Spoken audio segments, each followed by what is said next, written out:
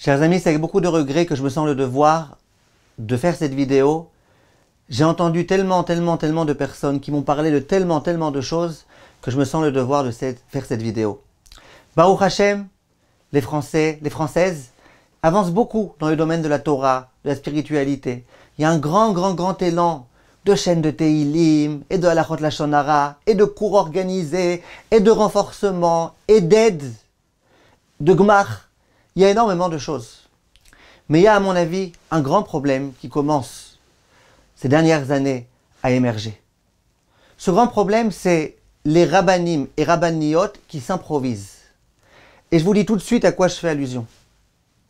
Dernièrement, j'ai eu des échos de rabbaniot, et je ne mentionnerai pas leur nom. Ça veut dire de femmes qui sont considérées aux yeux des gens comme étant rabbaniot, bien que leur mari n'est pas rabbin, bien qu'elles n'ont jamais eu l'approbation d'aucun rav pour être rabbaniot, mais elles se disent être rabbaniot parce qu'elles savent bien parler, parce qu'elles parlent avec cœur. Et ces rabbaniot, dernièrement, depuis déjà l'histoire du vaccin et même avant, elles disent des choses avec beaucoup d'affirmations et de certitudes. Des choses qui sont contre l'esprit de la Torah. Et quand on leur dit, mais regarde, comment tu peux dire une chose pareille? Tu vois que Rav Chaim Kanievsky dit comme ça, tu vois que Rav Moshe Sternbuch il dit comme ça, tu vois que les Gdolei Hador ils disent quelque chose. Comment tu peux dire autrement? Et comment tu peux faire de la propagande contre les Gdolei Israël? Qu'est-ce qu'elles répondent à ce moment-là? Non, moi j'ai demandé à mes rabbanim. À mes rabbanim ils sont pas moins grands. Et quand on dit à cette dame-là, mais c'est qui tes rabbanim? Mais pas qu'une fois, à chaque fois. C'est qui tes rabbanim? Non, c'est des rabbanim cachés. C'est des rabbanim cachés. Faut pas dire c'est qui, c'est des rabbanim cachés. Mais ils sont pas moins grands que les Gdolei Hador. Et donc, tous les enseignements que ces personnes-là vous disent, c'est mes rabbanim. Mes rabbanim. Qui ça? Tu peux me dire c'est qui peut-être qu'on sache? Qu'on sache c'est qui ton rav? Dis-moi c'est qui ton rav, on saura qui tu es toi-même. Non, on veut pas. Et on se défile, on se dérobe, on dit pas. On n'a jamais vu, mes chers amis, une chose pareille. Jamais de la vie. Quand tu vas voir un rav et que tu lui dis c'est qui ton rav, eh ben, il doit être capable de te répondre. Ça peut arriver rarement qu'un rav, il a envie de dire quelque chose et que cette chose-là, il sait que ça va être peut-être mal compris. Donc il dit je préfère que tu dises pas en mon nom. Mais que systématiquement, on ne sache pas c'est qui le rav de quelqu'un. Alors comment tu peux faire confiance à cette personne-là? La Torah, elle a toujours été, Baruch Hashem, respectée, honorée, elle s'est propagée. Pourquoi? Grâce au fait qu'il y a eu une transmission d'un rav à élève, d'un rav à élève, d'un rav à élève, d'un rav à élève. Ce qu'on appelle la asmacha. Le rav, il disait à son élève, toi, sois un rav, toi, tu peux enseigner, toi, je te fais confiance. Et que ces mêmes élèves, ils avaient des rabbanim. Et que quand il y avait des questions trop lourdes pour eux, ils étaient capables d'aller voir leurs rabbanim, qui leurs rabbanim étaient des rabbanim. Pas des prophètes, des faux prophètes. Non, des rabbanim. Pourquoi je vous dis tout ça?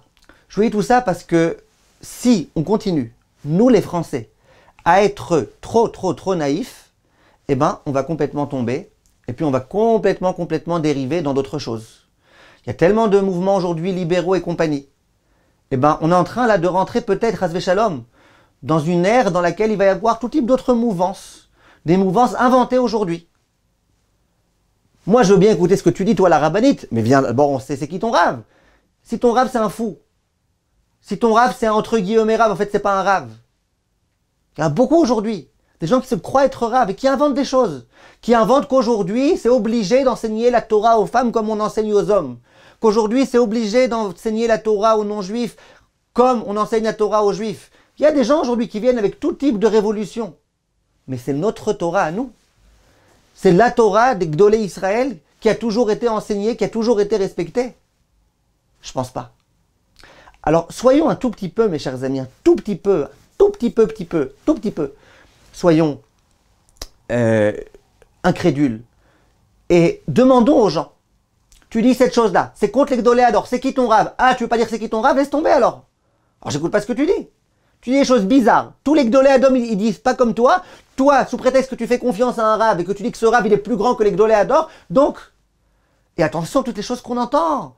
Que non, il y a écrit que les Gdolei Hador parfois ils se trompent et qu'il ne faut pas toujours les écouter, tout type de bêtises. On a entendu ça. Où on va, mes chers amis? Pour les rabbanim, c'est exactement la même chose. Vous savez pas la peine que j'ai quand j'entends de plusieurs élèves, ça avait été qu'un, de plusieurs élèves, des problèmes de Shlom Bayit qu'il y a entre deux personnes. Les deux personnes viennent chez un rave, francophone. Et puis, il s'adresse à lui pour qu'il essaye de résoudre le problème. Le rave, il passe 45 minutes avec la femme. Il reste 30 secondes avec l'homme. Et il dit à la femme, et c'est toujours, quasiment toujours, Madame, faut divorcer, ton mari, il est pervers, narcissique. Tout le temps. Tout le temps, tout le temps, tout le temps, avec tout type d'autres bêtises qu'on entend, tout type d'autres termes qu'on entend, tout type d'autres façons dont il parle à la femme de façon... Mais c'est quoi? Je parle même pas maintenant de Torah, de Haredi, de je sais pas quoi. Mais vous pouvez pas avoir un peu d'esprit critique, c'est normal. C'est normal qu'un rave, il veuille s'occuper d'un problème de couple, qui passe une fois 45 minutes avec une femme, 1 minute avec le mari, et qui dit systématiquement de gens que moi je connais. C'est pas que c'est des gens, dès que tu les vois, tu vois que c'est des pervers narcissiques. Non, des gens que tu connais, des gens qui sont bien, qui sont gentils, qui sont... En 1 minute. Divorce en 1 minute. Pourquoi? Parce que la femme, elle accorde une confiance à cet homme-là, et que cet homme-là, il se dit être rave, et qu'il a beaucoup de vues sur YouTube, et qu'il dit n'importe quoi. Un peu l'esprit critique, mes chers amis. Vous allez me dire, alors comment on fait pour savoir? Eh bien, très bonne question. Moi, je peux vous dire que s'il y a bien une chose qui ne me vexe pas, c'est quand les gens ils me demandent. Ils viennent me poser des questions de halakha, ils me disent « D'où vous avez eu votre asmacha ?» Eh bien, je leur réponds « D'où j'ai eu ma asmacha ?» Et moi, les gens, ils savent très bien, quand ils me posent des questions, qu'ils ne doivent pas s'inquiéter, parce que tellement de fois je dis « Ça, il faut que je réfléchisse. Ça, je ne sais pas. Ça, je vais demander au Gdolador. » Mais Baruch Hashem, heureusement qu'il n'y a pas que moi qui fais ça. Mais quand il y a des messieurs, je sais tout. Tout, tout, tout. De quoi? T'es un devin, t'es un prophète. Tu vois le visage de quelqu'un, t'as la ta partsouf. Tu fais un divorce en 1 minute. À mon avis, c'est grave, grave, grave ce qui est en train de se passer. Sans compter sur le fait que les gens, ils abusent de votre naïveté. Dernièrement, on m'a amené une vidéo d'un rave, je ne le citerai pas. D'un rave qui voulait prouver quelque chose. Il voulait prouver quelque chose de l'actualité en amenant un enseignement du Zohar. Il a même dit exactement où est-ce qu'on pouvait trouver ce Zohar, à quel endroit exactement. J'ai regardé ce Zohar parce que j'avais jamais vu un tel Zohar. J'ai regardé l'endroit où il a dit dans toutes les versions du monde.